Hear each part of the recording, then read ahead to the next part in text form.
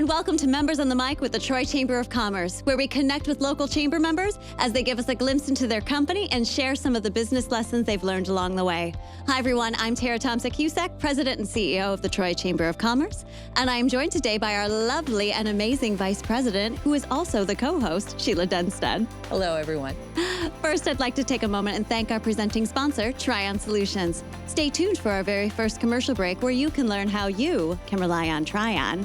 So Sheila, we have a great guest today. She's one of my favorite people, so I'm just telling you in advance. So why don't you do some intros? I am excited to. And please, like I mentioned earlier when we were discussing this, I am going to be looking down because I want to make sure I get this all correct. It's an amazing bio that I think everyone should hear. That's why you don't want to miss it. I get it.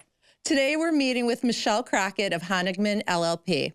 She is a labor and employment attorney who specializes in defending private and public sector entities against various employment-related claims. She conducts internal investigations involving harassment, retaliation, discrimination, malfeasance, misappropriation of funds, and DEI-related matters. Additionally, Michelle provides traditional labor services to her clients, which includes assistance with grievances, arbitration hearings, and collective bargaining. Her experience in government contracting with the employment context further rounds out Michelle's portfolio of expertise and allows her to fully service the needs of many different organizations within labor and employment arena. Michelle has been named one of the best lawyers in America in 2013, 21, 22, 23, 24, and 25, and I'm sure 26 will be on there soon. Crane's notable Black business leader and Court Magazine diversity business leader, both in 2024. She serves as the board chair for the Troy Chamber of Commerce and secretary of the Wolverine Bar Foundation. Michelle was also appointed by the Michigan Supreme Court to State DEI Commission in 2022, a role she proudly maintains today. Wow. Just leaving it there. She's wow. so not accomplished. Not at all. Thank y'all.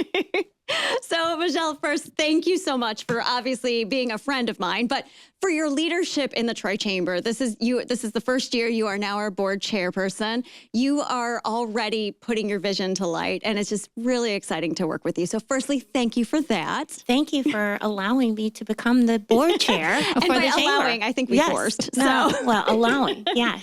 It's a great honor. Let's take a step back and let's talk a little bit about your journey and going into law. And obviously, your path may have not been the same conventional path a lot of people have taken, but you're like, that's a good way of wording it. But why don't you tell us a little bit about that? Yeah, that's a good way of putting it. So I sort of knew I wanted to go to law school when I was an undergrad. But I got married right after undergrad. I had my wonderful daughter, who is now a resident and living her best life.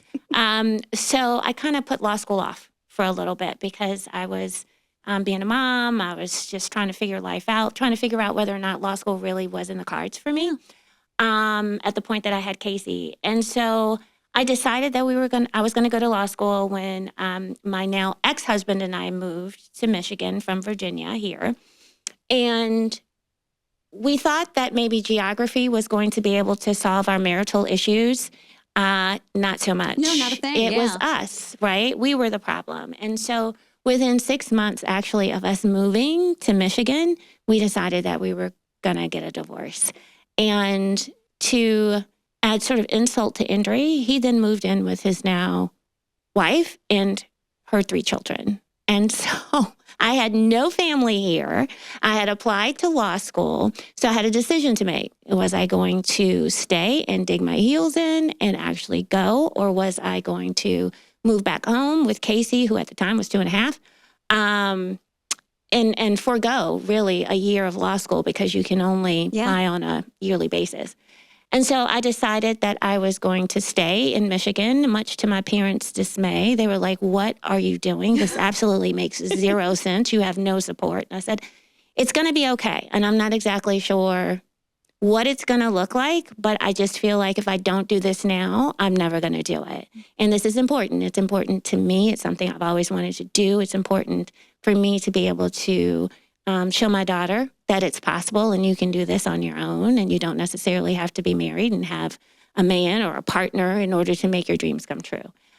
So I dug in And I decided I was going to go to Wayne. And the first day of law school, this is very, I don't tell this story often, but first day of law school, I walked in and I sat in my chair, and just the weight of everything, I think, just sort of hit me.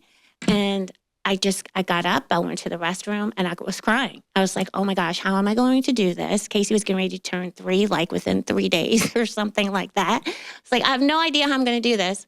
And I remember so clearly, I looked in the mirror, I dried my eyes, and I said, you got to go. Let's just go. And I went back in the classroom, and I sat down, and I did not look back. I just cannot even imagine. I mean, I hate to say it from a courage perspective, but that has got to be the most terrifying thing when you don't have anyone here. There was no support. There was no support.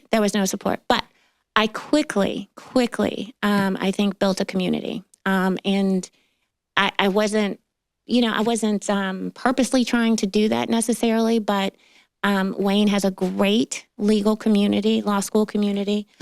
So I made friends. I got involved in other things, so I met people. So Michigan quickly became my home. And I will say, my now ex-husband, he wasn't totally MIA, so he was around. But that was challenging. But I still had at least someone here that I could call and say, hey, can you maybe... Not wanna, I may not want to, but, can you watch Casey while I go to the library and study today or something? Yeah, so. Wow. So you overcame some obstacles, but with that, what kind of advice can you give others that might be facing some of those similar challenges or just challenges in general? Yeah, what I always say to people that I mentor, and I'm privileged to mentor, is you got to bet on yourself, and you can't always see the road in front of you, right? It's important for you to just kind of know who you are, settle back, know who you are, and know what it is that you're trying to accomplish, right? At the end of the journey.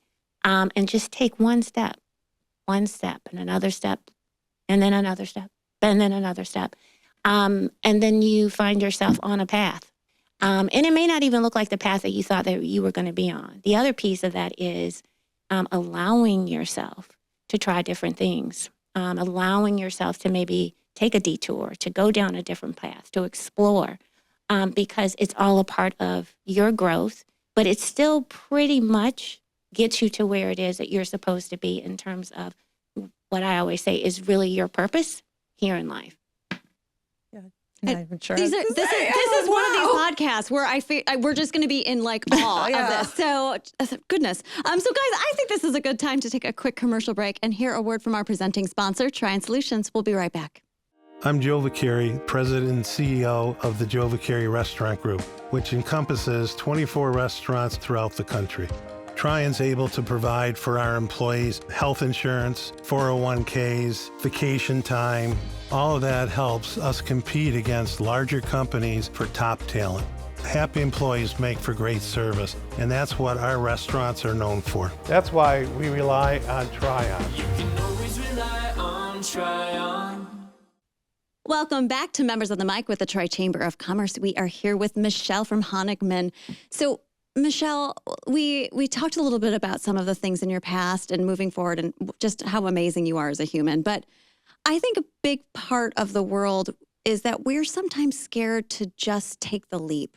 Sometimes we don't know. And I see this all the time with businesses of people who are like, this is my dream, but I'm still here and I'm over that. And I'm not going to do that because of taking fear of saying yes. How did you overcome some of that? And how do you get people to also kind of follow suit? Yeah, I think when you don't know where you maybe want to go next, go geographically or just emotionally, spiritually, whatever. Sit still for a minute but don't lose sight of what it is, again, that you're ultimately trying to do in your life, with your life, et cetera. So I'll give you an example. I always knew that at the end of the day, I wanted to help people. Hard stop. That's always been my North Star. Now, what that was going to look like, I really didn't know, right? Even when I started law school, I thought initially I wanted to go into criminal law, and then I quickly realized, I am not going to be able to do that. I can't sustain that. long term, and then kind of fell into employment law. Love it because it's the closest thing that you can get to really effectuating change in someone's life, even when you're representing employers. That's what I love about my job.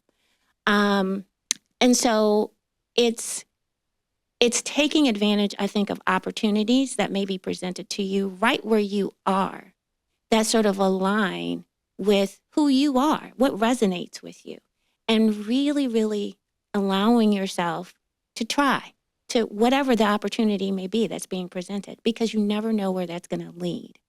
And that's what happened to me. I mean, I said yes, even though I wasn't sure sometimes what I was saying yes to, or where it was going to lead to.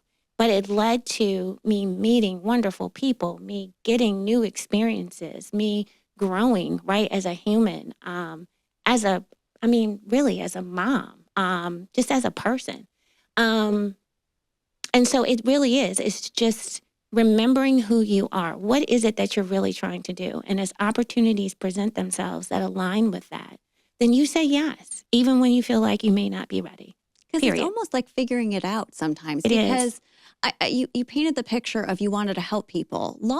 You could have went into the nonprofit sector. You could have done a lot of different things, but you found your joy in your talents. And it is taking that leap sometimes in life. It is. It is. And I think just never forgetting that North Star. Now you have to, I don't even want to say I've worked at sort of structuring my practice such that it aligns with who I am. It is really, I have said yes to various things. And Board chairman. And right. And it is really, and it's led me to so many wonderful challenges too, because the road is not always, we're just skipping through, I'm just living my life and skipping through the tulips. No, it's the challenges too. I've learned more probably through those than a lot of my successes. But I mean, the stuff that I get to do now is like mind-blowing sometimes when, I have a client that'll call and say, hey, can you help me on fill in the blank? And I'm like, want me to do it? Happy to do it. But, so it's confirmation. I'm always getting confirmation that you are on the right path and you're doing exactly what it is that you're supposed to do. Love it. Well, and throughout that journey, over the years, what's been the biggest constant in your life, and how's it impacted you? How has it so guided that North Star? That's so good. I'm going to have to say, this is going to sound so maybe cliche or cheesy or whatever, but it has been my daughter. Like she has been the one constant. And I remember, I don't want to get choked up, but I remember when I was in law school and she was maybe 3 or 4 and I was studying for finals. And I'm like, oh my God, she was sick. I mean, she was really sick. And so I had all these books. I mean, I wish I had actually taken pictures or videoed it or whatever, but I had all these books and all these papers like all around me, like on the bed, and she's laying in my lap and, I'm trying to help her and make sure that she's okay and blah, blah, blah. And I look down and I'm like, I don't know what I'm doing. I don't even know how I'm doing this or whatever.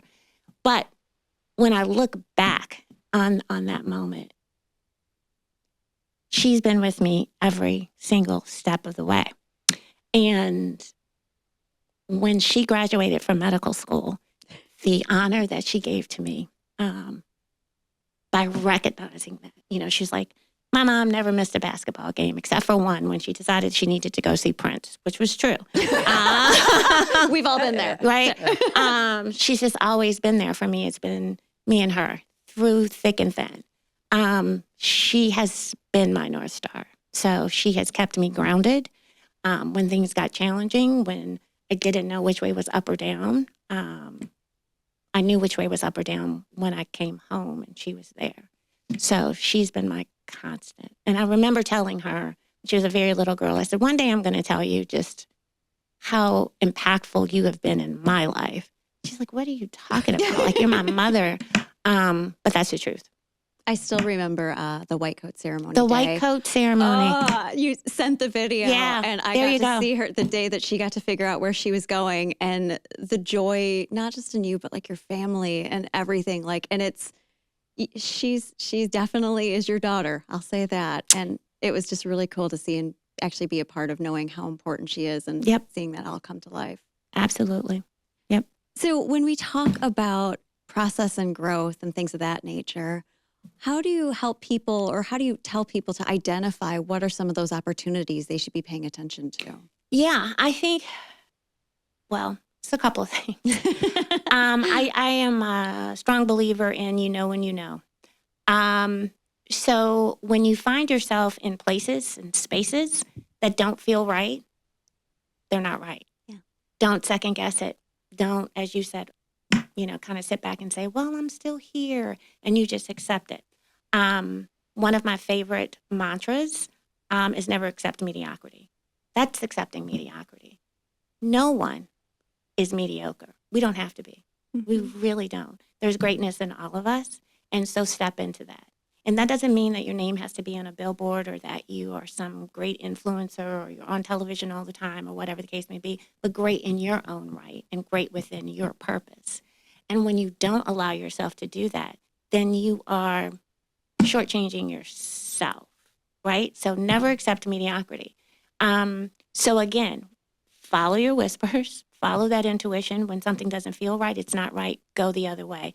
Even if you don't know what that other way is going to look like on the other side, you've got to do it because it's not for you. It really isn't for you. And going back to what we've been talking about, when opportunities are presented, even in a space where you know this probably isn't going to be for me long term, you still take the opportunities that come your way because they're going to lead you. Promise, I promise. They're going to lead you somewhere else. It's a path of some sort. That is exactly right. And sitting back and doing nothing is a choice. It certainly is a choice, which means that you can make another choice, which is to do something, Yeah. right? Exactly. So, but it really is just having the faith and the courage within yourself, believing in yourself, even when other people are maybe telling you that this is whatever this is it for you, and I just want you to stay within these four corners. Or no, you get to define your life and yourself. You get to do that. And even if that means that you need to take a little bit of time and a little bit of a hiatus to figure out what that means, I am constantly journaling. That's the other thing. I'm constantly journaling. I'm constantly checking in with myself. It's kind of anal retentive. Like every week I sit down and I reflect on my week. Like, okay, what happened? How was I feeling? What went well? What didn't go well? Personally, professionally, the whole nine. That's my Saturday. That's my Saturday afternoon. It's my favorite thing to do. I reflect because I want to always show up for myself and for others to the best of my ability because I do not accept mediocrity, period, hard stop. And if you can't show up for yourself, you can't show up for others. That's exactly right. That's exactly right. Now, that was a harder lesson for me to learn, right? So being a single mother and all the demands of my career and people pulling at you from every which direction, you start to put yourself sort of last. I'm glad you chose Prince that one time. Though. But I chose Prince that one time. But I would say that's a journey too. That's the other piece of this, I think.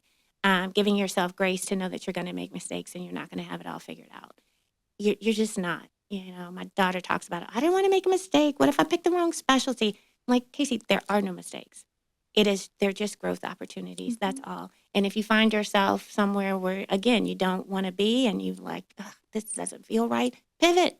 It's really okay. And it's okay to pivot. That's not a mistake. That's not anything that you need to be ashamed of or afraid of. So it's almost more of a joy of life. That is exactly right. I've had sometimes more fun making mistakes and, figuring out how I'm going to get back to really where I want to be than just being on the straight and narrow all the time. Love it. Yeah. So this is a point where I usually ask for one more nugget. We've had so many nuggets right now. It's amazing.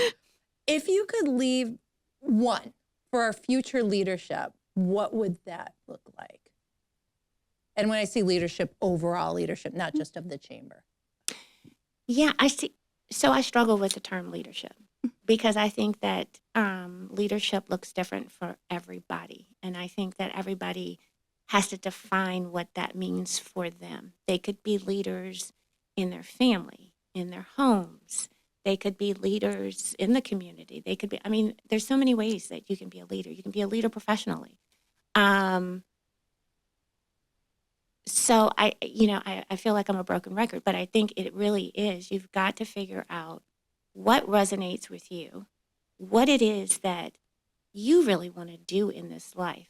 And it really is all about purpose. It's all about purpose.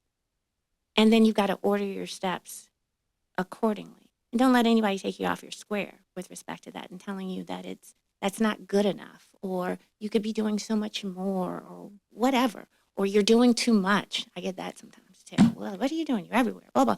But that's what brings me joy. So you've got to figure out what it is that's bringing you joy and what's going to fulfill you in order for you to be a good leader and for you to be able to really help others come along, because that's really what leadership is all about in whatever realm, right? In whatever level. It's who are you bringing with you? Who are you elevating? Who are you helping along the way? Otherwise, then it's just me, look at me. That's not leadership at all. Leadership is, it goes back to, again, helping others be their Pick best the mic selves. up right now. I would drop it. Yes. Okay, so this is now officially my favorite podcast we've ever done, like hands down. But Michelle, thank you so much for joining us. Thank We you for really having me. appreciate you. Obviously, you're just fantastic, and I adore you. So guys, that's all we have here today on Members on the Mic with the Troy Chamber of Commerce. Special thanks to Michelle with Honigman for sharing some of these amazing insights. And I hope that you all get a little lesson from her as well, because it is about purpose, it is about impact, but it is about making sure we can make things better. So guys, that's all we have. Special thanks to our presenting sponsor, Trion Solutions. To learn more about the Troy Chamber of Commerce or upcoming events, go to troychamber.com. Thanks everyone, and have a great rest of your day. Bye now.